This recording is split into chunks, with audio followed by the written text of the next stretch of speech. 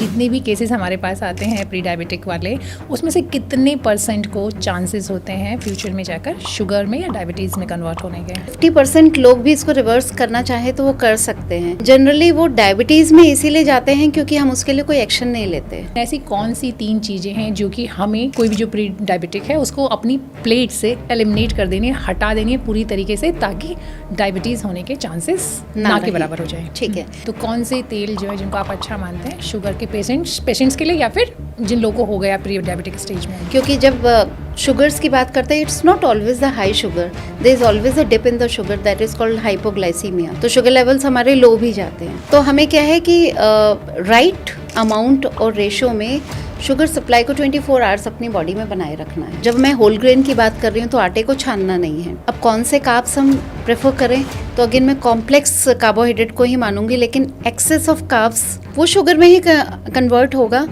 I believe in 5 meal pattern for the pre diabetic patient, for the diabetic patient or any kind of person who wants to live healthy without any acidity, without any bloating, because this is the main problem we face nowadays. But ये जो gap फिर कैसे maintain, क्योंकि ये भी कहा जाता है ना कि हर मील के बाद 3 आपका plus गैप 2, 3 तो होना 3 ही plus चाहिए। 2, 3 major meals and 2 mini meals. Light तो रखना है फूड, लेकिन वो ऐसे नहीं रखना कि हम केवल सूप पी रहे हैं या हम बॉइल्ड वेजीज खा रहे हैं। हमें सारे न्यूट्रिएंट लेने हैं। वो कंप्लीट फूड ग्रुप जब तक हमारी थाली में नहीं होंगे, हमें कंप्लीट न्यूट्रिशन नहीं मिलेगा। जब डायबिटीज़ या प्री डायबिटीज़ की कंडीशन आती है तो क्या होता है कि कार्ब्स हमारी बॉडी को नहीं मिल रहे होते हैं, ठीक है, रेगुलर मात्रा में। वो बॉडी में घूम तो रहे हैं, लेकिन इंसुलिन उन्हें हमारी बॉडी को नहीं दे पा रहा है। Sugar available to the body but not getting absorb. तो फ्यूल कहाँ से आएगा?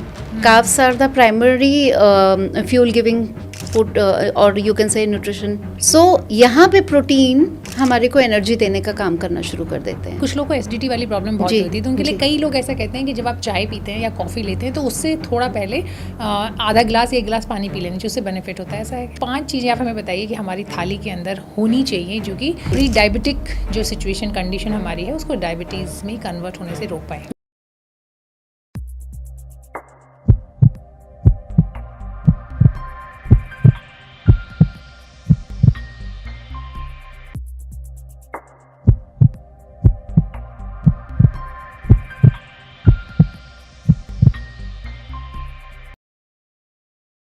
क्या आप जानते हैं कि हर 5 में से 1 इंसान प्री डायबिटिक है, यानी उसको डायबिटीज़ नहीं है, लेकिन अगर अपना लाइफस्टाइल, अगर अपनी डाइट चेंज नहीं की तो भविष्य में जाकर डायबिटीज़ हो सकती है, क्योंकि उनका जो शुगर लेवल है वो नॉर्मल से ज़्यादा है। अच्छी बात यह है कि जो प्री डायबिटिक लोग हैं, अगर वो अपनी लाइफस्टाइल को सुधार लें, अपनी डाइट को बेहतर कर लें, कुछ चेंजेस हैं जिन्हें कि अपनी ज़िंदगी का हिस्सा बना लें, तो वो शुगर से बच सकते हैं, डायबिटीज़ होने से बच सकते हैं। आज इसी दिलचस्प विषय पे हम बात करेंगे और हमारे स्टूडियो में हमारे साथ हैं खास मेहमान सीमा सिंह। बहुत बहुत स्वागत है सीमा आपका। थैंक यू प्रियंका जी, मुझे भी काफ़ी खुशी हुई आपके पास यहाँ स्टूडियो में आकर। जी, अच्छी बात यह है, जैसे मैंने अभी इंट्रोडक्शन में बताया कि लोगों को डर होता है डायबिटीज़ को लेकर कि शुगर हो जाएगी तो क्या होगा, या थोड़ा सा अगर शुगर लेवल ज़्यादा आ जाता है टेस्ट में तो लगता है कि आप प्री डायबिटिक हो गए। अब ऐसा तो नहीं है कि मुझे शुगर होगी ही होगी। तो हम चाहते हैं कि जो भी गलत फहमियाँ हैं इस विषय को लेकर के, उस पर भी हम लोग बात करें, साथ ही साथ डाइट में क्या चेंजेस करें कि जो प्री डायबिटिक स्टेज है उसको डायबिटीज़ में कन्वर्ट होने से रोका जा सके। जी, तो सबसे पहले तो हम चाहते हैं कि आप हमारे दर्शकों को ये बताएं कि ये प्री डायबिटिक क्या होता है, क्या कैसे अलग है डायबिटीज़ से? सो किसी भी डिज़ीज़ के प्रिवेंशन के लिए जानना ज़रूरी है कि वो डिज़ीज़ एक्चुअली क्या होती है, कैसे होती है। निवारण के लिए कारण जानना बहुत ज़रूरी है। सो प्री डायबिटीज़ एक ऐसी स्टेज है जिसमें कि हमारे शुगर लेवल्स इंक्रीज़ हो जाते हैं, लेकिन HbA1c इतना नहीं जाता कि हम उसे डायबिटीज़ डिक्लेयर करें। सो समा आप कह सकते हैं वो 6.5 या 6.7 के पीछे ही रहता है, वो 5.5 और 5.7 से ऊपर चला जाता है। ये बीच की स्टेज डायबिटीज़ भी नहीं है, बट हम बॉर्डर लाइन पे खड़े हुए हैं। अब इस टाइम पे क्या होता है, हमारी सेल्स में, हमारी बॉडी में इंसुलिन तो है, बट वो रिस्पॉन्ड नहीं कर रहा है क्योंकि सेंसिटिविटी बढ़ चुकी है। इंसुलिन सेंसिटिविटी बढ़ने की वजह से हमारी बॉडी या हमारे सेल्स और टिश्यूज़ जो हैं वो शुगर को एब्जॉर्ब नहीं कर पा रहे हैं, तो आपका HbA1c हाई जाएगा, शुगर लेवल्स हाई जाएंगे।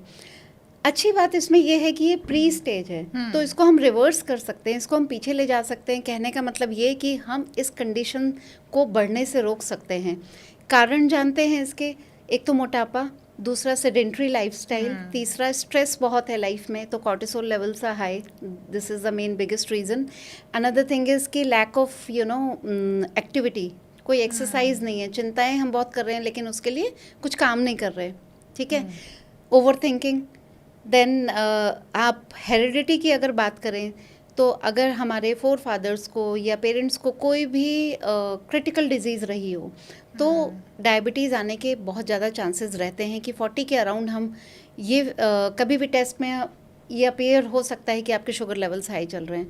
मज़ेदार बात यह है कि कभी कभी फास्टिंग नॉर्मल आ रही है, पीपी हाई आ रहा है, ठीक है। तो फास्टिंग, खाना खाने के बाद का जो शुगर लेवल्स है कभी वही बढ़ता है, कभी केवल फास्टिंग बढ़ रहा है, कभी दोनों नॉर्मल है लेकिन HbA1c बढ़ रहा है। तो ये तीनों चीज़ों को समझना ज़रूरी है कि हम इसको कंट्रोल कैसे करेंगे।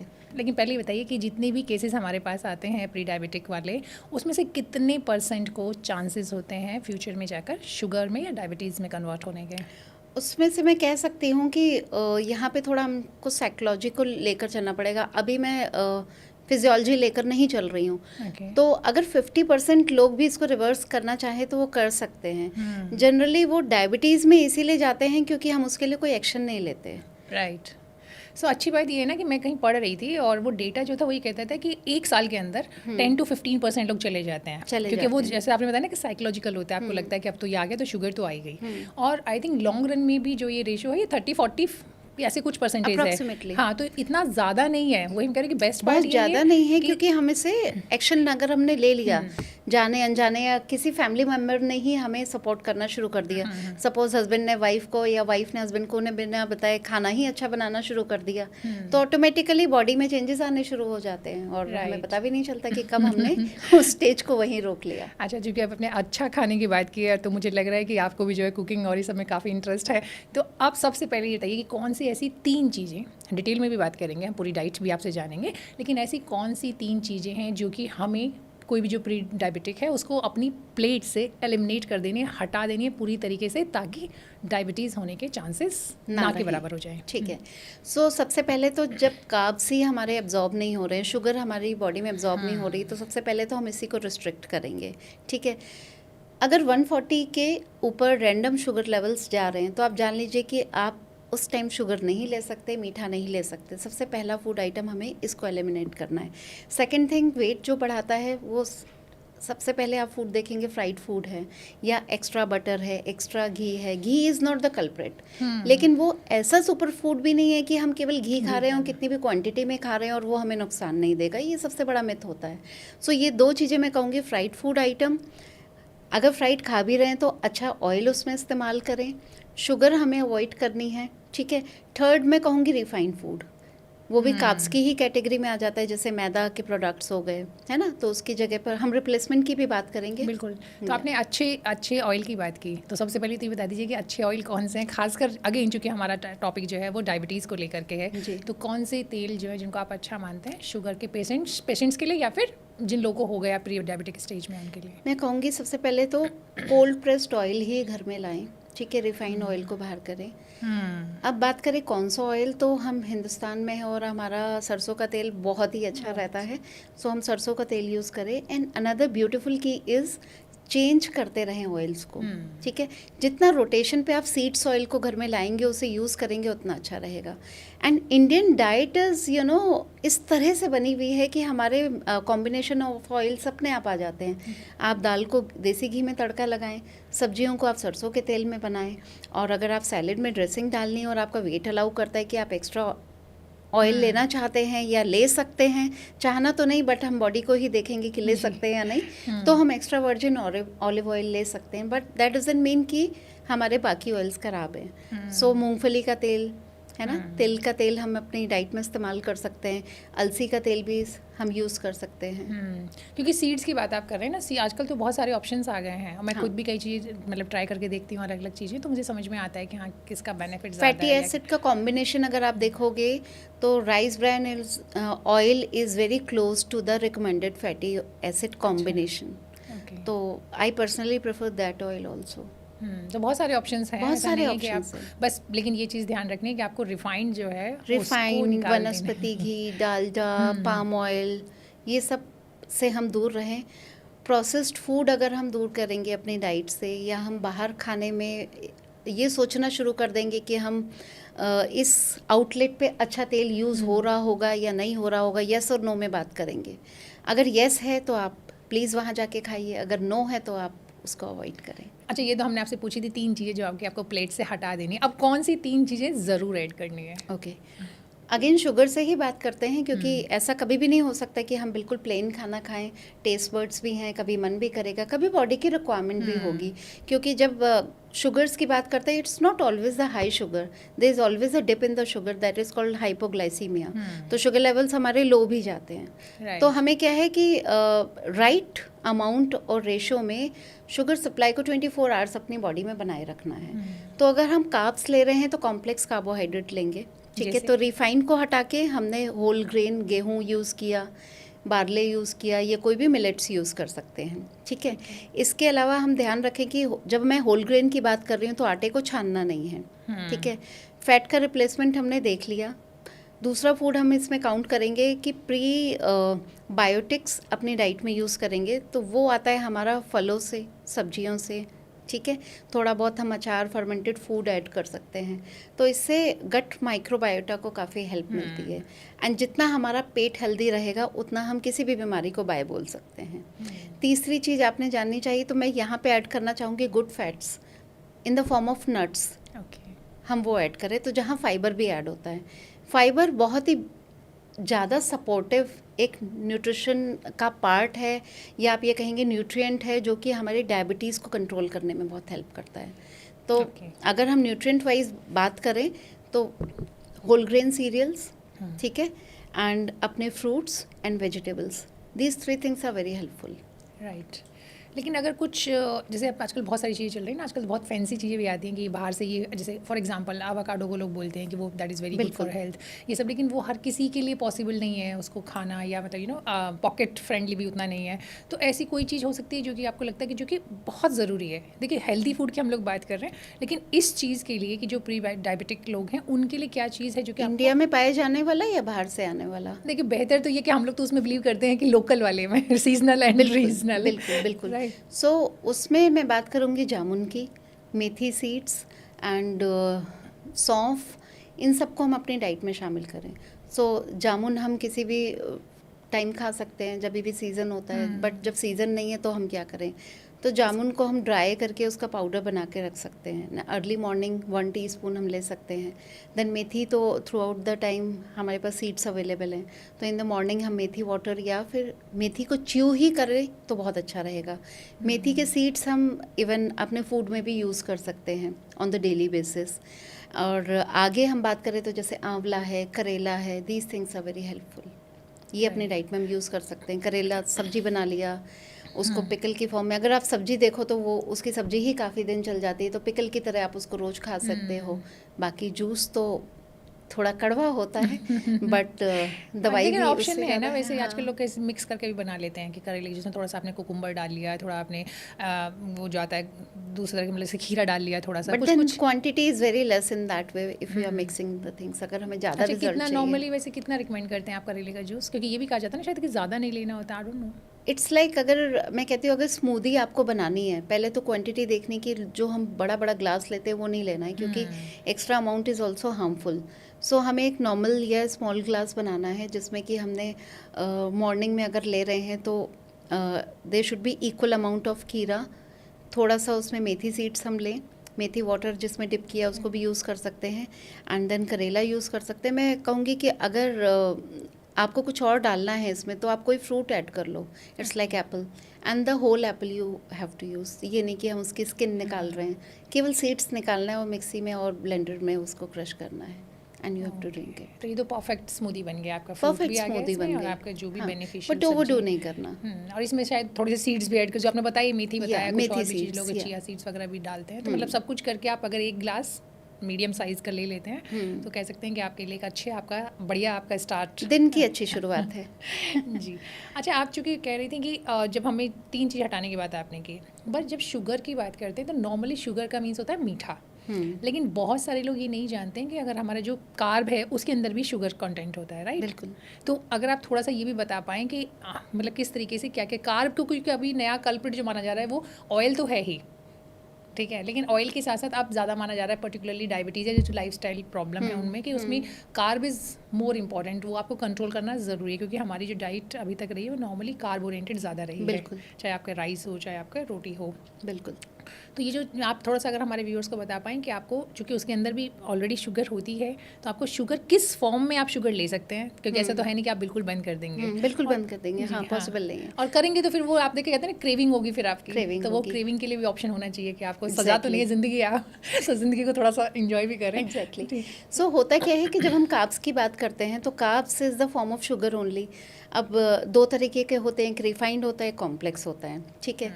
हम लोगों को कॉम्प्लेक्स कार्बोहाइड्रेट प्रेफर करना है क्योंकि उसमें फाइबर का अमाउंट रहता है और वो बॉडी में, जैसे कहते हैं ना, ग्लाइसेमिक कंट्रोल, हमें एक ऐसी कंडीशन लानी है कि इक्वली डिस्ट्रीब्यूटेड थोड़े थोड़े टाइम पे बॉडी को शुगर लेवल्स मेंटेन करने के लिए कार्ब्स मिलते रहें।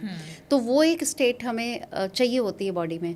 अब कौन से कार्ब्स हम प्रेफर करें, तो अगेन मैं कॉम्प्लेक्स कार्बोहाइड्रेट को ही मानूंगी, लेकिन एक्सेस ऑफ कार्ब्स वो शुगर में ही कन्वर्ट होगा। तो आप कितना रिकमेंड करेंगे किसी के लिए दिन में, मान लीजिए कोई एक बार राइस, 2 चपाती, कैसे थोड़ा सा अगर आप मील वाइज अगर हम बात करें तो हर मील में हमें चाहिए कार्ब्स, एंड हर फूड में ऑटोमेटिकली आता भी है। तो जैसे हम ब्रेकफास्ट से शुरू करें तो उसमें 1 या 2 मल्टीग्रेन की रोटी, डिपेंड करता है किसका कितना वेट है, कैलोरी रिक्वायरमेंट्स क्या हैं। एंड जब हम लंच पे या डिनर की बात करते हैं तो 2 रोटी, या फिर अगर वेट कम है किसी का तो 2 रोटी plus small amount of rice, वो हम ले सकते हैं। किसी को राइस प्रेफरेंस है तो वो राइस भी ले सकते हैं, हम स्टार्च निकाल के भी राइस खा सकते हैं। वो तो वेट की वजह से आप शायद रिकमेंड कर रहे होंगे। नहीं, शुगर की वजह से भी। अच्छा। हाँ, क्योंकि हम कार्ब्स उसके निकाल रहे हैं तो स्टार्च के फॉर्म में। बेसिकली शुगर पेशेंट कोई है या प्री डायबिटिक भी है, दोनों ही कंडीशन की हम बात कर लेते हैं। Yes. तो अगर आप राइस लेते हैं तो राइस को बॉईल करके और उसका जो स्टार्च है जी, जिसे जिसे हम बोलते मांड हैं, कहते हैं, राइट, जी। तो उसको निकाल के खाना बेटर है। उसको निकाल के खाना बेटर है। ओके जी। तो इसीलिए शायद कहते हैं ना कि पुलाव या कुछ ऐसे बनाने से बेटर है। बहुत सारे घरों में तो नॉर्मल जब आप राइस ऐसे भी कुक करते हैं तो भी ऐसे ही मतलब प्रेशर में बना करते हैं, तो आई थिंक उससे बेटर है कि आप उसका स्टार्च निकाल इवन दें। आप पुलाव भी खा सकते हो मांड निकले हुए राइस का। अच्छा, हाँ, तो फ्राइड राइस टाइप्स बना करके। हाँ, वो तरीका बस थोड़ा सा अलग हो जाता है। जनरली हम क्या करते हैं, पहले तड़का या फिर हम मिक्सचर ऑफ वेजीज एंड प्याज वगैरह जो भी चीज़ें हम डाल रहे हैं उनको पहले हम फ्राई कर लेते हैं, उसके बाद हम राइस ऐड कर रहे होते हैं, है ना। तो हमने ये ना करके हमने राइस को अलग से बॉईल करना है, बाकी चीज़ों को सौते करके मिक्स करना है, जैसे बिरयानी में बनाते हैं ऑलमोस्ट। बस Exactly. यही है कि आपके हाँ। इंग्रेडिएंट बदल जाते हैं that ways you can control your oil also and carbs also, and it's very healthy. Put lots of veggies in that. You can put some Nutella, you can put some chunk of chicken, mutton, whatever you want to have. And of course the paneer also. अच्छा, जो लोग चूँकि अभी तक हमारी जो बातचीत है वो ज़्यादातर उसमें हमने वेज शाकाहारी जो लोग हैं उनको मतलब सेंट्रिक लग रहा है बातचीत से, तो ऑफ कोर्स नॉन वेज खाने वाले लोग भी हैं, उनके लिए आपकी रिकमेंडेशन क्या होगी प्री डायबिटिक लोगों के लिए? उनको क्या हटाना है और क्या ऐड करना है? उनको बेसिकली हटाना कुछ नहीं है, लेकिन हाँ ये है कि रेड मीट, ऑर्गन मीट्स वो थोड़े कम क्वांटिटी में लेना है. It's like once a week ले लिए या 15 डेज में ले लिए. ग्रेवी शायद बहुत रिच जो होती है, ग्रेवी भी बहुत रिच होती है. अगर घर का बना हुआ है तो gravy also can be controlled. बाहर हम जा रहे हैं तो ग्रेवी तो हर चीज़ में कल्प्रिट है, आप चाहे चिकन लो या फिश लो. देन आइटम आते हैं अपने रोस्टेड हो गए, है ना. अगर मैरिनेटेड कोई तंदूरी आपने फूड लिया है तो आपको देखना है कि मैरिनेशन किस में. अगर वो ऑयल में डिप्ड है तो बिग नो. अगर वो कर्ड में डिप्ड है तो आप ले सकते हो. बट अगर हम ये बात करें कि हमने कौन सा नॉनवेज प्रेफर करना है तो it is chicken and fish. Okay. या रेड मीट हमें कम लेना है, ऑर्गन मीट हमें कम लेना है. एग ले सकते हैं, ले सकते हैं. और एग होल एग की बात आप करते हैं या फिर उसका जो अंदर में येलो पार्ट होता है, योक जो सो होता है, उसको हम निकाल के? कॉम्बिनेशन हमेशा प्रेफर करते हैं.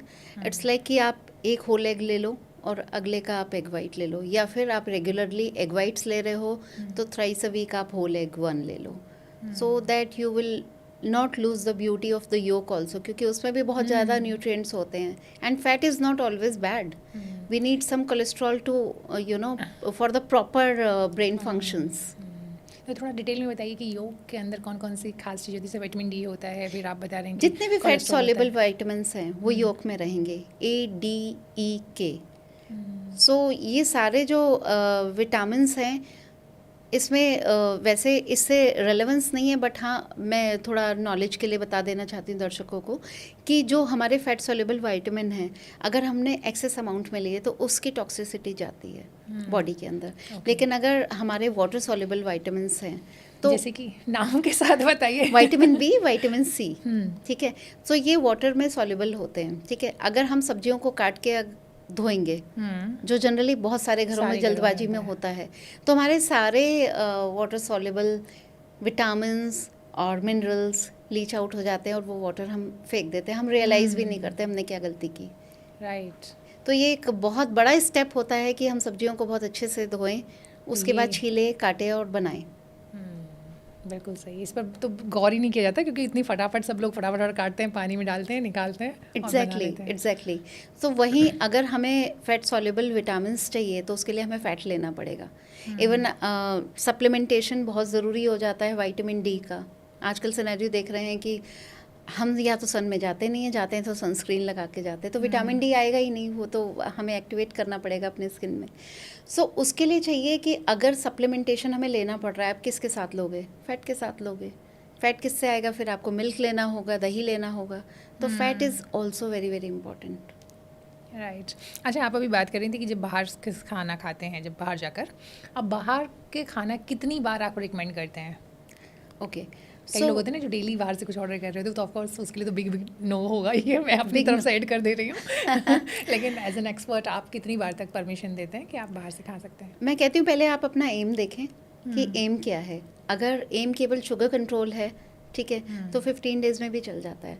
बट अगर एम आपका वेट लॉस है, ठीक है, आपने अगर कई बार मेरे पास क्लाइंट्स होते हैं, पेशेंट्स होते हैं, वो कहते हैं वंस अ वीक तो अलाउ कर दीजिए, हम खा लेते हैं, ठीक है, अलाउड है। देन यू सी कि आप उसमें बैलेंसिंग कर रहे होगे। So you can eat once a week also, fortnightly also, but the thing is balancing is the key, portion control is the key. वो नहीं किया तो फिर गड़बड़ है। तो बैलेंस कैसे करेंगे, मुझे लगता है आपका नेक्स्ट क्वेश्चन यही होने वाला है। बिल्कुल, मेरे दिमाग में चल रहा था। अच्छा, आपने खुद ही सोच लिया। सो उसमें ये रहता है कि हमने कैलोरीज अब ज़्यादा ले ली। देखिए, शुगर तो जो है वो एब्जॉर्ब होनी ही होनी है उस टाइम पे, आप उसमें बैलेंसिंग नहीं कर पाओगे। उसमें आपको माइंडफुली फूड चूज़ करना ही पड़ेगा कि मेरे कार्ब्स किस में कम है। जैसे कार्ब्स कहाँ से आएंगे? रेस्टोरेंट फूड में एरारूट से आएंगे। किसी भी चीज़ को हमें थिक करना है तो उसमें एरारूट हम डाल देते हैं बजाय कि कैश्यू के, ठीक है। ये एक मतलब इंटरनल स्टोरी है, एंड अब तक हम सबको पता है, मतलब नथिंग इज़ हिडन। तो हमें ये देखना है कि हम एक अच्छी जगह पे खाएं जहाँ पे ऑथेंटिक फूड हो, और अगर आपको लगता है कि मेरी प्रिपरेशन में एरारूट का यूज़ किया जा सकता है तो मैं उसको नहीं लूँगी, ठीक है। कुछ ऐसे फूड्स लूँगी जैसे साउथ इंडियन फूड हैं, यहाँ पे आपका कोई थिकनिंग एजेंट जनरली यूज़ नहीं होता, तो ये सबसे ज़्यादा सेफ़ रहता है। या बॉयल एंड सौते वेजीज़ हो गई, इस तरह के स्टीम्ड पुलाव हो गए, सुशी फूड हो गया, उस तरह के फूड आइटम हम प्रेफर करेंगे। इंडियन रेस्टोरेंट में अगर हम जा रहे हैं तो दाल मखनी, ये सब थोड़ी हम कम क्वांटिटी मिलेंगी क्योंकि इसमें फ़ैट बहुत ज़्यादा है। और जब फ़ैट एंड कार्ब्स एक साथ मिल गए तो फिर ज़्यादा बड़ा बम बनता है। चीट मील की भी बात कर लेते हैं। हालांकि ये जो आप बता रही हैं वो ऑलमोस्ट सेम ही चीज़ है। सेम ही चीज़ है। सेम लेकिन चीज़ कई है। लोग कहते हैं कि नहीं, आप अगर पूरा हफ्ते आप बहुत अच्छे से खाना खा रहे हैं, जो आपने भी कहा कि तो आप एक बार जाके खा सकते हैं बाहर। बिल्कुल। प्रॉब्लम कहाँ आती है कि जहाँ पे कि आप नॉर्मल खाना खा रहे हैं, फिर उसके बाद आप बाहर निकले तो आपने बिस्किट भी खा लिया, नमकीन भी खा लिया, जिसमें कि ऑलरेडी इतना सारी चीज़ें, मतलब फ़ैट भी है और दुनिया भर की चीज़ें जो कि हेल्दी फ़ैट भी नहीं है, फिर आपको लगता है कि तो थोड़ा सा ही खाया था। तो आई थिंक यहाँ से गड़बड़ है। अच्छा, आप बताइए कि अगर हम एक दिन की मील आपसे पूछें या जानना चाहें कि हमारे व्यूअर्स को आप बताएं कि एक दिन का जो आपका मील है, ब्रेकफास्ट वो ऐसा होना चाहिए, फिर आपका लंच ऐसा होना चाहिए और डिनर आपका ऐसा होना चाहिए। साथ ही साथ मैं ये भी जानना चाहूँगी कि जो हम लोग 5 मील्स की बात करते हैं खासकर मॉडर्न मेडिसिन में, कि आपको 2 छोटे मील और 3 मेजर मील आपको लेने होते हैं, तो आप उसको इंडोर्स करते हैं या फिर 100%? Okay. 100%. I believe in 5 meal pattern for the pre-diabetic patient, for the diabetic patient or any kind of person who wants to live healthy without any acidity, without any bloating, because this is the main problem we face nowadays. But ये जो gap फिर कैसे maintain, क्योंकि ये भी कहा जाता है ना कि हर मील के बाद 3 आपका plus गैप 2, 3 तो 3 होना ही plus चाहिए। 2, 3 major meals and 2 mini meals. So the key is, आप सुबह जब सो के उठ रहे हो, सबसे पहले आप ग्लास ऑफ प्लेन वाटर लोगे, उसके बाद आपने कोई कॉन्कॉक्शन लेना है आप वो ले लोगे, ठीक है। देन नेक्स्ट 2 आवर्स में you take your dry fruits. नहीं, अब हम थोड़ा सा चाहेंगे कि जो आपने बताया है ना अभी कि मान लो सुबह तो शुरुआत है अपने एक गिलास पानी से की, तो ये पानी नॉर्मल होगा या गुनगुना होगा हल्का सा, थोड़ा और डिटेल में? दोनों हो सकता ठीक है, है। दोनों हो सकता है। अब आप इसमें अगर आज हम डायबिटीज़ की बात कर रहे हैं, बट मैं कभी एसिडिटी के लिए भी बताना चाहूँगी कि उसकी एक अलग प्रक्रिया होती है जो थोड़ा बहुत आयुर्वेदिक थेरेपी से जुड़ा होता है कि हम उसको मॉर्निंग अपनी कैसे स्टार्ट करें। सो यहाँ तो हम तो देखिए हमें तो लालच आ गया है तो हम तो चाहते हैं कि हमारे व्यूअर्स को सब कुछ मिल जाए, यहीं पे बात कर रहे हैं, तो आप Okay. नटशेल में वो भी बता Nutshell दीजिए, में कभी बता डिटेल में देती फिर बात करेंगे। एग्जैक्टली। नटशेल में बता तो दीजिए। सुबह गुनगुना कोसा पानी हमने एक धीरे धीरे करके 1 लीटर तक पी लिया, एंड उसमें बहुत ही पिंच ऑफ सॉल्ट आप यूज़ कर सकते हैं, हल्का सा ठीक है? नमक हाँ, डालना है। तो अगर किसी को एसिडिटी बहुत ज़्यादा है, ठीक है, एसिड रिफ्लक्सेस हैं और उनकी दिन की शुरुआत ऐसी होती है कि वो उठते ही एसिडिटी के साथ हैं, तो आप ये पानी एक्स्ट्रा पी के एंड देन आपको जैसे उस मुद्रा में, जैसे इंडियन टॉयलेट पे आप बैठते हैं वैसे बैठकर मल मुद्रा बोलते हैं उसे। मल मुद्रा, हाँ, right. देन आपकी टंग आउट करके Got it. फिंगर्स से इंसर्ट करके आपको टंग को प्रेस करना है सो that you vomit it out. इससे क्या होता है, स्टमक पूरा वॉश हो जाता है। तो एक वॉश होने के बाद साइमल्टेनियसली आप दूसरा अनदर लीटर ऑफ वाटर आपने पी लिया। हाइड्रेशन तो होगा ही होगा, क्योंकि वाटर तो हर सेल से एब्जॉर्ब होना शुरू हो जाता है। आप नहाते भी हैं तो भी आपको हाइड्रेशन ही मिलती है, बट द थिंग इज़ कि वो स्टमक वॉश हो जाता है। तो ये वंस अ वीक मैं कहती हूँ कि जिनको भी एसिडिटी की प्रॉब्लम है इस चीज़ को करें, लेकिन थोड़ा समझ के करें, जानकारी के साथ करें। इसलिए मैंने कहा कि कभी और बताऊंगी, बट आप पूछ रहे हो नहीं, तो। ये आयुर्वेद बेस्ड है और इसमें हम हाँ लोग जी। चर्चा करेंगे कभी एंड विस्तार से। इसके फ़ायदे मैंने खुद देखे हैं। जैसे जब हम लंबी फास्टिंग करते हैं, जैसे नवरात्रे अभी आ ही रहे हैं, तो जिनको एसिडिटी होती है वो फेस करते हैं प्रॉब्लम। आप स्टार्ट कीजिए, इससे आपको नहीं होगी दिक्कत। अब डायबिटीज़ पे आ जाते हैं, तो हमने 1 गिलास पानी पिया, ठीक है, मौसम के अकॉर्डिंग हमने उसका टेम्परेचर रखा। ये भी मैं एक मतलब जोड़ देना चाहती हूँ इसके साथ में, गर्मी है तो कोसा पानी पीने में थोड़ी सी प्रॉब्लम होती है। एंड देन उसके 2 घंटे बाद आपको कुछ ना कुछ बॉडी को फ्यूल सप्लाई करना है। तो अगर जो टी लवर हैं ये मुझे लगता मुझे पता था क्वेश्चन आएगा, जो टी लवर हैं तो वो खाली टी ना पिए, ठीक है, उसके साथ में कोई प्लेन बिस्किट ले लें, ठीक है। अच्छा, बिस्किट? हाँ, आटा बिस्किट आप ले सकते हैं, क्योंकि यहाँ पे मैं कुछ लोग नट्स के साथ लेना चाहते हैं, बट मैं कहूँगी कि nuts साथ देन तो आपने चाहिए। नट्स के साथ अगर टी ले लिया तो फिर वो उसका कुछ नट्स ही के बेनिफिट नहीं होंगे आपको उसका कुछ। कोई बेनिफिट नहीं है, हेल्थ बेनिफिट नहीं है, क्योंकि आपके न्यूट्रिएंट तो एब्जॉर्ब हो ही अच्छा, नहीं ये पाएंगे। चूंकि आपने चाय की बात की, तो ये भी कहा जाता है कि आप शुरुआत में पानी तो आपने लिया, उसके बाद आप कुछ खा लें, उसके बाद चाय लें। तो जैसे नॉर्मली वहाँ पे नट्स लोग रिकमेंड करते हैं कि आपने नट्स ले लिया या कोई एक फ्रूट ले लिया, केला को छोड़ के केला हाँ, नॉर्मली वो थोड़ा गैप में देंगे फिर। अच्छा, तो आप पहले चाय की बात बता रही हैं, हाँ। क्योंकि कई लोग ये कहते हैं कि चाय से पहले कुछ खा लेना बेटर होता है। हाँ, तो वो जो चाय के साथ जो बिस्किट है, तो वो हमने पहले उसकी लेयरिंग कर दी, देन चाय के साथ 1 बिस्किट ले लिया। तो 2 बिस्किट मैं हमेशा रिकमेंड करती हूँ, क्योंकि जब हम सुबह उठते हैं तो हम हाइपोग्लाइसीमिया में उठते हैं, ओवरनाइट फास्टिंग होती है। तो अगर किसी को डायबिटीज़ या प्री डायबिटीज़ की प्रॉब्लम है तो उनको सडनली चक्कर, है ना, इस तरह के इश्यूज आ सकते हैं। तो खाली पेट कभी भी अपना दिन की शुरुआत ना करें। देन नेक्स्ट 2 आवर्स में आप अपना ब्रेकफास्ट ले लें। ब्रेकफास्ट में ध्यान रखें प्रोटीन, कार्ब्स और एक कोई ड्रिंक हमें लेना है।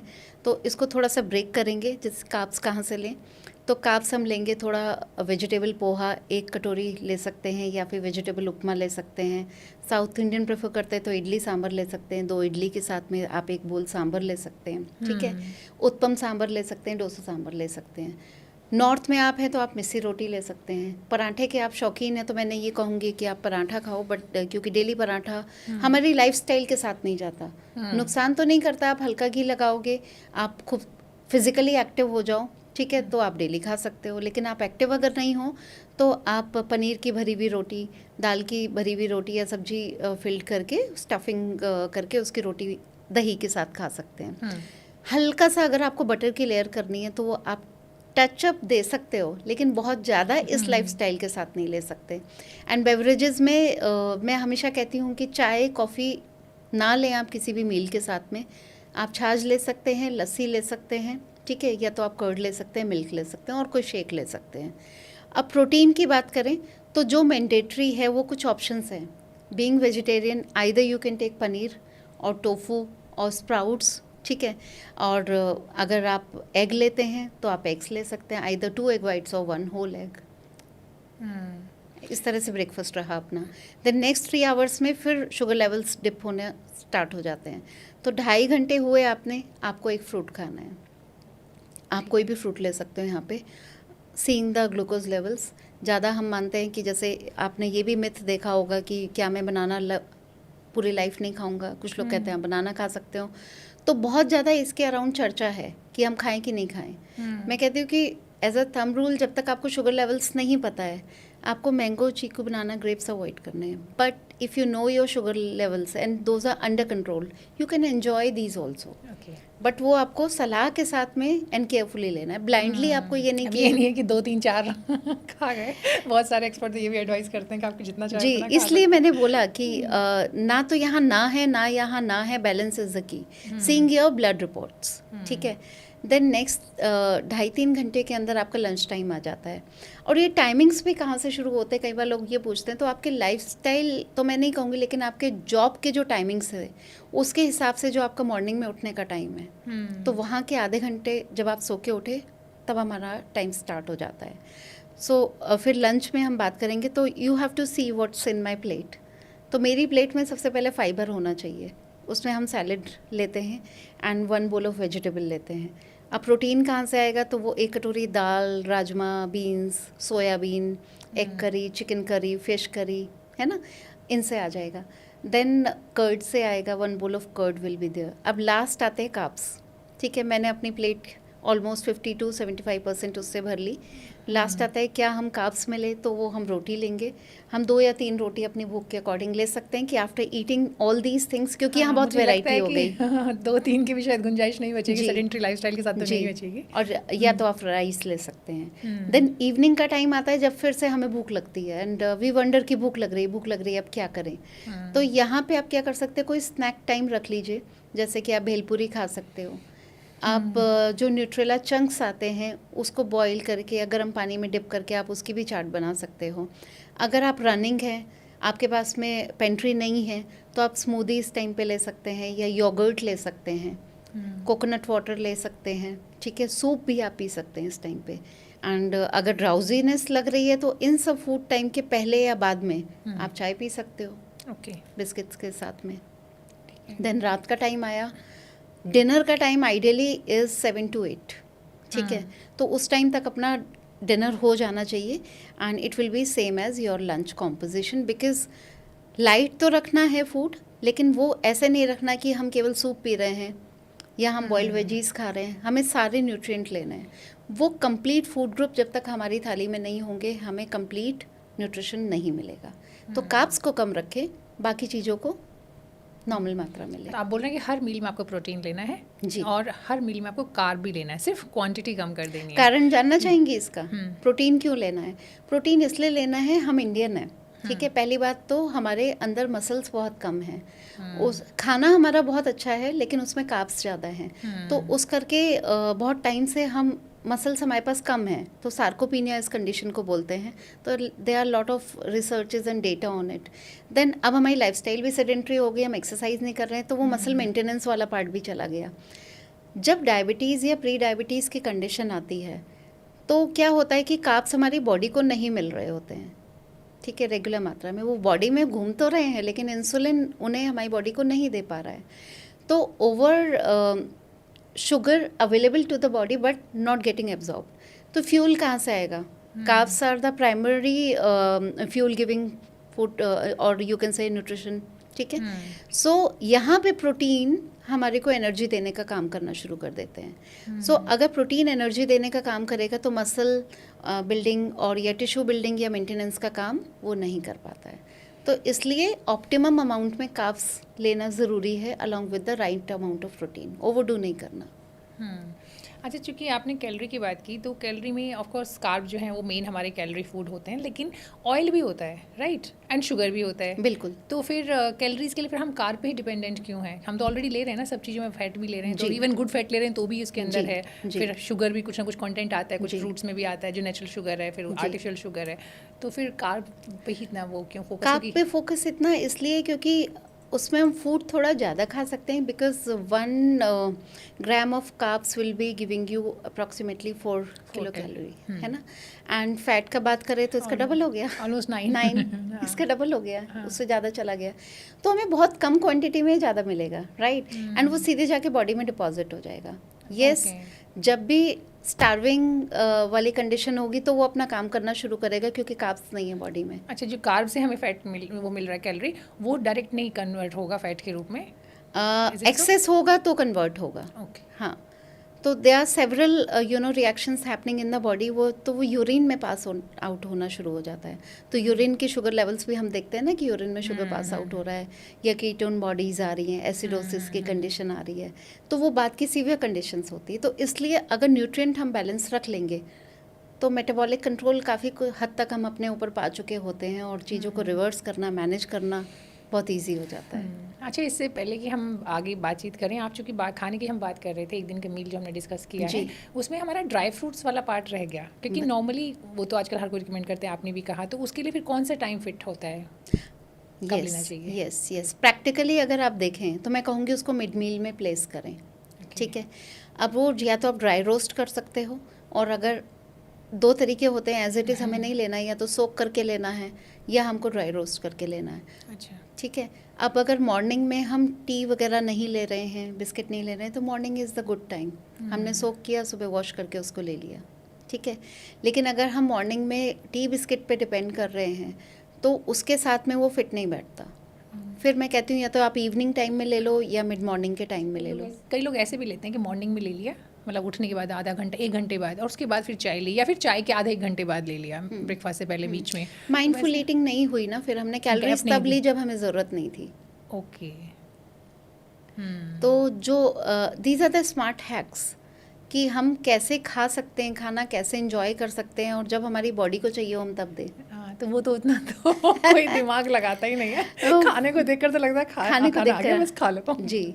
तो इसीलिए हम कहते हैं ना माइंडफुल ईटिंग करनी चाहिए, हमारी प्लानिंग पहले से होनी चाहिए कि हमें पता हो हम कब क्या काम क्यों कर रहे हैं। वो मुझे लगता है ये इकलौती चीज़ जिसके लिए कोई प्लानिंग होती नहीं यूजुअली होती नहीं है। हाँ, अनलेस आपको कोई बीमारी हो जाए या फिर आप वेट लॉस की कोशिश कर रहे हो। मेरा मानना ये है कि अगर हेल्दी लाइफ जीनी है, और जैसे कि हमने बाहर खाने की बात करी और हमने फैट्स खाने की भी बात करी जो कि एक्सेस में अनहेल्दी हो जाता है, तो अगर हमें एन्जॉयमेंट भी बरकरार रखना है तो हमें डेली लाइफ अपनी बहुत अच्छे से प्लान्ड वे में जीनी चाहिए। अच्छा, एक थोड़ा सा इंटरेस्टिंग क्वेश्चन, बाहर की चूँकि अगेन बात बार बार हो रही है, और चूँकि सब लोग का अपना टेस्ट बर्ड भी ऐसा है कि बाहर जाके खाना खाना चाहते हैं, तो बाहर हम लोग जाते हैं हमारे इंडियन रेस्टोरेंट में, तो अभी भी बहुत हेल्थी फूड के ऑप्शंस बहुत कम होते हैं। लेकिन अगर मैं आपसे भी एक एडवाइस चाहूँ कि आप बताइए कि कौन सी चीज़ है जो कि हमें बाहर जाके खाना चाहिए जो कि रिलेटिवली हेल्दी है, बेटर हो। हाँ, तो आप 2-3 ऑप्शन। दालों से शुरू करते हैं। तड़का दाल इज़ अवेलेबल देयर, ठीक है। और आजकल रेस्टोरेंट ने भी बहुत अपना थोड़ा सा मॉडिफिकेशन करना शुरू कर दिया है, बिकॉज कहीं कहीं कैलोरीज भी लिखे जाने का प्रावधान है। तो लोग कैलोरीज को पढ़ के कि एक पोर्शन में मुझे कितनी कैलोरीज मिलेगी, तो comparatively less calorie food order करते हैं if they are conscious enough. But अगर वैसे ही बात करना है तो आप देखें कि जिसमें मक्खन कम होगा, घी कम होगा, तो जैसे दाल मखनी है, या तो वो आउट हो जाएगी या उसका पोर्शन हम कम लेंगे। तो वहाँ पोर्शनिंग विल बी द की। और अगर आपने एन्जॉयमेंट में थोड़ा सा ज़्यादा पोर्शन लेना है बाहर जाके, तो आप खा सकते हैं, जैसे कि आपकी येलो दाल्स हुई वो आप प्रेफर कर सकते हैं। सब्जियों की अगर हम बात करें तो सीजनल वेजीज़ हम ले सकते हैं, जैसे कि गोभी की सब्ज़ी हो गई, भिंडी की सब्ज़ी हो गई, इस तरह के फूड हम ऑर्डर कर सकते हैं। मिक्स वेज हो गया। लेकिन हमेशा ध्यान रखें ऑयल तो साथ में आएगा। केवल हम ये चूज़ कर सकते हैं हम क्या खाएं क्या ना खाएं, लेकिन ऑयल साथ में आएगा ही आएगा उस दिन के लिए, उस टाइम के लिए। रोटियों की हम बात करें तो नान अवेलेबल है, नान में भी वैरायटी है। आपको नान प्लेन लेना है या बटर के साथ में लेना है, तो अगर आप में ज़्यादा बैलेंसिंग आप नेक्स्ट डे कर सकते हैं तो आप बटर नान ले सकते हैं, ठीक है। लेकिन जहाँ डायबिटीज़ आ जाती है तो बैलेंसिंग बहुत ज़्यादा हम रिलीजियसली नहीं कर पाते, क्योंकि नेक्स्ट डे भी शुगर लेवल तो कंट्रोल करना ही करना है। तो मैं कहूँगी उस टाइम पे आप गेहूं की तवा रोटी अगर आपके पास ऑप्शन है आप ले लो। स्टीम्ड राइस का ऑप्शन है, बॉइल्ड राइस का, तो वो आप ले लीजिए। तो इस तरह से हम देखेंगे क्या अवेलेबल है। रायता की बात करें, रायता हमारे पास कुकुम्बर रायता अवेलेबल है, या बूंदी रायता अवेलेबल है, या फिर मीठा पाइनएप्पल रायता अवेलेबल है। तो आप तीनों में देखो रेट करेंगे तो cucumber is number 1, cucumber is number 1, second Bundi is आपका बूंदी रायता, थर्ड इज आपका मीठा पाइनएप्पल रायता, इवन आपका onion raita is also good, है ना, मिक्स वेज नॉर्मली आता है, yes. Right. And palak paneer की बात करें, आप ऑर्डर भी दे सकते हैं कि ऊपर से क्रीम मत डाल के दीजिए मुझे, इस हाँ, तरह ये से आप थोड़ा मॉडिफाई करा सकते मॉडिफाई हैं, ये कर अच्छी सकते बात हैं। है कि हाँ, आप बताएंगे। आप हमेशा उन्हें कह सकते हैं, मैंने कुछ रेस्टोरेंट में देखा है दाल खिचड़ी भी अवेलेबल रहती है, अब वो कहेंगे ना बाहर जाके भी खिचड़ी खाएं बिल्कुल। है ना, तो वो तो नहीं होता, बट स्पेशलिटीज खिचड़ी वाइज भी खुली हुई हैं। तो curd rice is always good to have, अगर आप अच्छे ऑथेंटिक साउथ इंडियन रेस्टोरेंट में जा रहे हैं तो उसका तो टेस्ट ही अलग होता है। और साउथ इंडियन में तो वैसे भी रिलेटिवली मतलब आपके पास ऑप्शन ज़्यादा होते हैं, Options ज़्यादा हेल्दी होते भी, हैं। मतलब आपको लगता है ज़्यादा जी। मिल सकता है आपको, राइट। क्योंकि हम लोग जो बात कर रहे थे बीच में आटा की बात कर रहे थे कि आपको किस तरह का आटा लेना है, आपने बताया था कि उसको आपको उसकी चोकर के साथ लेना है, और मिलेट्स भी अगेन, और खासकर चूँकि अगर हम लोग बात करें प्रोटीन की, तो कुछ मिलेट्स को माना जाता है कि they are very good in, उनके अंदर they have got better quantity of protein as compare to गेहूँ या फिर दूसरी चीज़ों की। तो वो भी आप कुछ अगर हमें बता पाएँ कि कौन सी मिलेट ज़्यादा प्रेफर तो करना जैसे हम आटे की ही अगर बात करें तो हम इनमें ये सारी चीज़ें मिक्स कर सकते हैं, मल्टीग्रेन आटा अपना घर में ही बना सकते हैं। सो मैं कहती हूँ कि उसमें आप जैसे बाजरे का आटा या जौ का आटा थोड़ा मिक्स कर सकते हैं, चने का आटा मिक्स कर सकते हैं। नवरात्रे आएंगे, हम कुट्टू बहुत खाते हैं, पर फिर हम पूरे महीने, अगले 6 महीने तक उसे भूल जाते हैं। Right. Good amount of protein it is having. तो आटे में थोड़ा बहुत ये सब चीज़ें मिक्स आई थिंक करें। रागी में भी शायद, रागी में कैल्शियम बहुत अच्छा है, कैल्शियम के लिए बहुत, इट्स अ सुपर फूड। तो हम डेली अपनी जो होल ग्रेन आटा है उसके अंदर थोड़ा सा पोर्शन हम रागी का डालें। तो मेरा जो मानना है, जो मैं प्रेफर करती हूँ, 60-70% आपने आटा लिया गेहूं का, बाकी 30% mixture of all these you can put, so that आपका टेक्सचर भी अच्छा रहा, क्योंकि टिफ़िन में भी रोटीज़ ले जानी होती है जब हम जॉब पे जा रहे होते हैं। घर में अगर थोड़ी देर भी रखी, गरम गरम हम खा रहे हैं तो it is good to have, लेकिन थोड़ा सा भी रख के खाए तो उसका टेक्सचर ख़राब हो जाता है। तो अक्सर फिर पेशेंट्स कंप्लेन करते हैं कि हम नहीं खा पा रहे हैं उसे, तो आप उसके अकॉर्डिंग रेशो थोड़ी घटा बढ़ा सकते हैं। तो ये जो प्री डायबिटिक लोग हैं, इनको आप फास्टिंग रिकमेंड करते हैं, खासकर इंटरमीडिएट फास्टिंग जो कि बड़ा आजकल इन है, तो वो आप रिकमेंड करती है, नॉर्मल फास्टिंग भी रिकमेंड करते हैं? मैं कहती हूँ आप दोनों फास्ट कर सकते हैं। अगेन ये आता है कि आप खाने के साथ फास्ट करें। अब वो कहेंगे कि फिर फास्ट कैसा, तो देखिए अपनी बॉडी की कंडीशन देखनी है। रेगुलर सप्लाई बहुत ज़रूरी है कार्बोहाइड्रेट की बॉडी को, वो तब तक नहीं होगी जब तक हम बॉडी को कुछ खिलाएंगे नहीं। एंड जैसे कि मैंने बताया 2-2, 3-3 घंटे पे हमें खिलाना ज़रूरी है। तो इंटरमिटेंट फास्टिंग में बहुत लंबा गैप हो जाता है। लिक्विड्स के थ्रू कैलोरीज देना, इसमें इंटरमिटेंट फास्टिंग में होता क्या है कि अपनी ईटिंग विंडो होती है, उस पर हम कुछ भी खा सकते हैं, बाकी टाइम हम लिक्विड से ही लिक्विड्स लेते रहते हैं। तो उसमें हमारी मेटाबॉलिक रेट काफ़ी डिप कर जाती है। तो मैं वो कभी भी रिकमेंड नहीं करती। मेरी रिकमेंडेशन ये रहती है कि आप विंडो पीरियड रखो सनसेट और सनराइज़ के साथ में। तो जैसे 7 o'clock से आप खाना शुरू करेंगे या 6 o'clock से शुरू करेंगे, तो शाम को 7:30 और 8 o'clock तक आपकी विंडो ओपन है। इसी दौरान आप हाइपर एक्टिव हैं, ठीक है, राइट। इसी के साथ आपकी एक्टिविटी चलती है। उसके बाद तो आप सो रहे हो, आपको उतनी कैलोरीज की रिक्वायरमेंट नहीं है। लेकिन अगर जॉब रिक्वायरमेंट्स की वजह से आपकी नाइट शिफ्ट है, तो फिर आप ये मानिए कि आपको फिर अपना डे उसी हिसाब से प्लान करना पड़ेगा, क्योंकि आपकी डे में तो नाइट हो गई, आप सो रहे हो उस टाइम पे। देन आपको आपके वर्किंग आवर्स में वो मील अकॉर्डिंगली प्लान करने पड़ेंगे।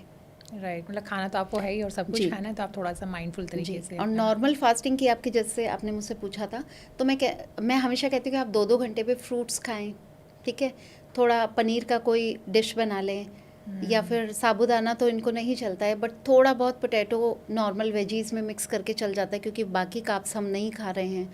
कुट्टू की रोटी हम खा सकते हैं, कुट्टू के हम थोड़े से पराठे सॉर्ट ऑफ बना के खा सकते हैं। तो आप आपको नॉर्मल जो मील प्लानिंग है, जैसा कि मैंने टाइमिंग्स बताए, उसी हिसाब से रखनी है। गैप जहाँ भी लंबा आएगा वहाँ आपका फास्ट करना थोड़ा आपके लिए मुश्किल हो जाएगा।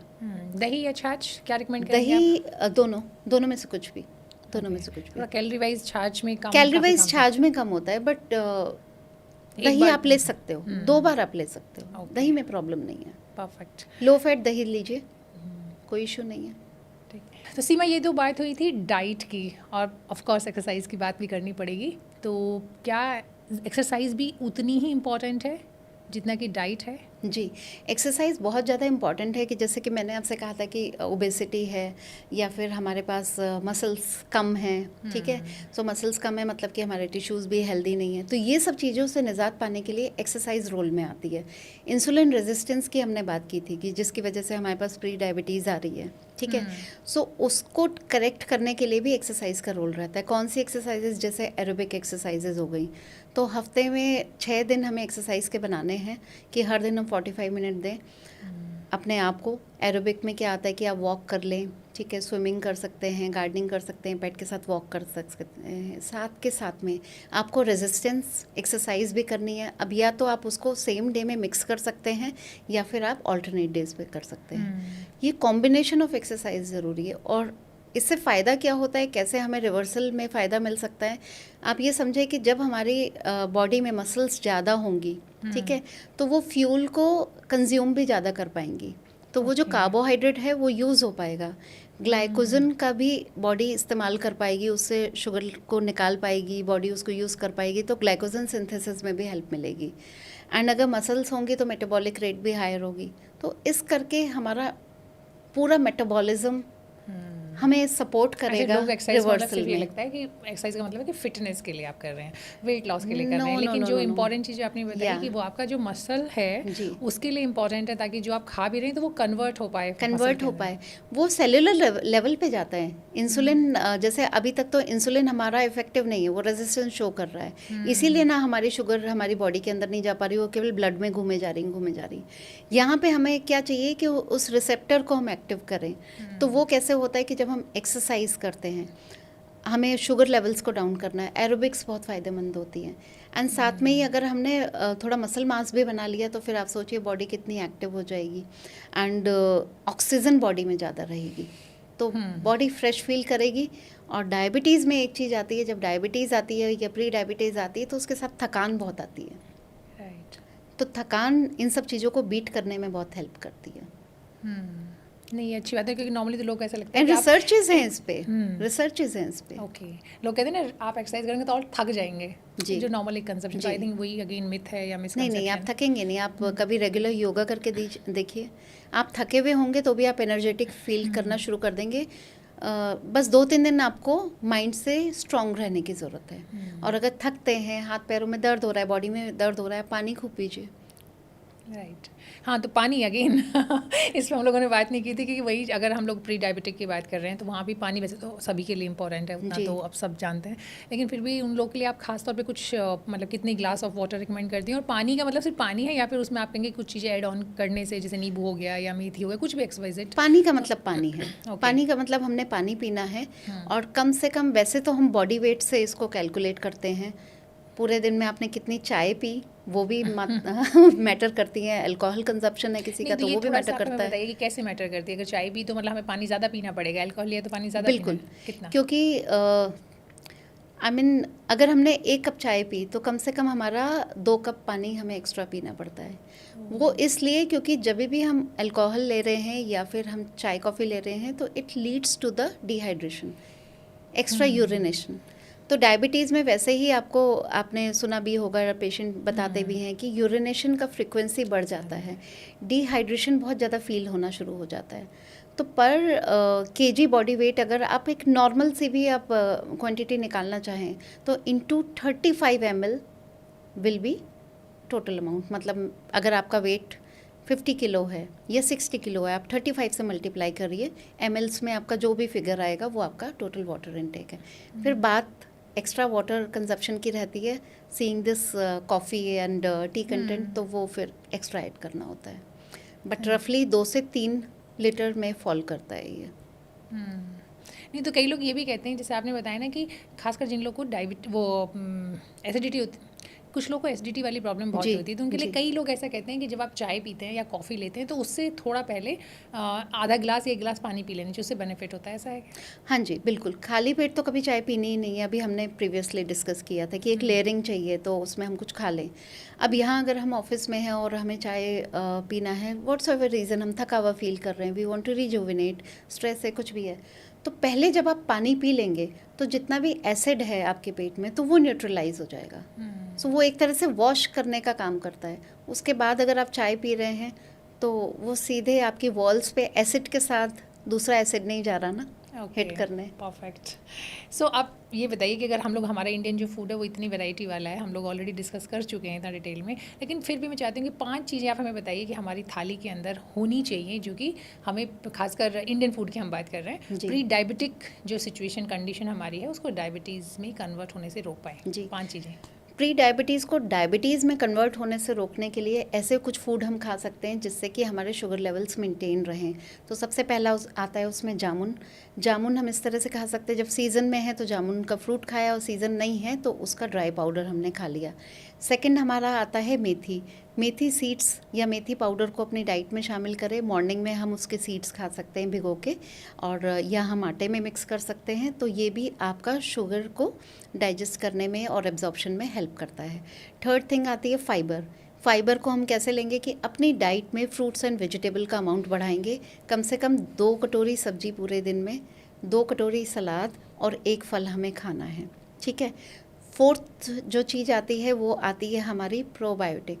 तो वो हमें फर्मेंटेड फूड, वो आएंगे हमारे कर्ड के फॉर्म में आएंगे या ड्राई पिकल की फॉर्म में आएंगे, ठीक है। साउथ इंडियन फूड भी इसमें आ जाता है। पांचवा जो अभी हमने डिस्कस किया, water, that is very very important, क्योंकि हमें हाइड्रेशन रखना, बॉडी में मेंटेन करना बहुत ज़रूरी होता है, जिससे कि जो भी फटीकनेस बॉडी में आ रही है या डिहाइड्रेशन पर्सन फेस कर रहे हैं तो वो उनको ना आने पाए और रिवर्सल में भी हेल्प करे, क्योंकि कहीं ना कहीं dehydration will lead to the extra hunger.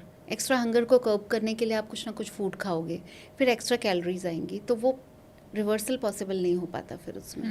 बहुत बढ़िया। अब 5 चीज़ ऐसी बता दीजिए जो कि जिन्हें हमें अपनी थाली से टाटा बाय बाय कर देना, या फिर बहुत कम या क्वांटिटी, फिर बहुत कम। जी, 5 चीज़ें जो हमें अपनी डाइट में सबसे पहले एलिमिनेट करनी है, या उसके लिए मॉडरेशन विल बी अ की।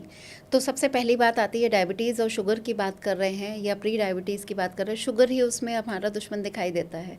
तो हम रिफाइंड शुगर या डायरेक्ट शुगर को अवॉइड करेंगे। डायरेक्ट शुगर में आ गई शुगर इन एनी फॉर्म, चाहे वो आप शहद में ले रहे हो, गुड़ में ले रहे हो, शक्कर, खंड, किसी भी चीज़ में ले रहे हो, शुगर इज़ शुगर, वो अवॉइड करनी है। नेचुरल शुगर्स किसी और फॉर्म में आप ले सकते हो, वो या वो नेचुरली आ ही जाती हैं जिससे आपकी बॉडी चलती रहे। दूसरी चीज़ आती है फ़ैट।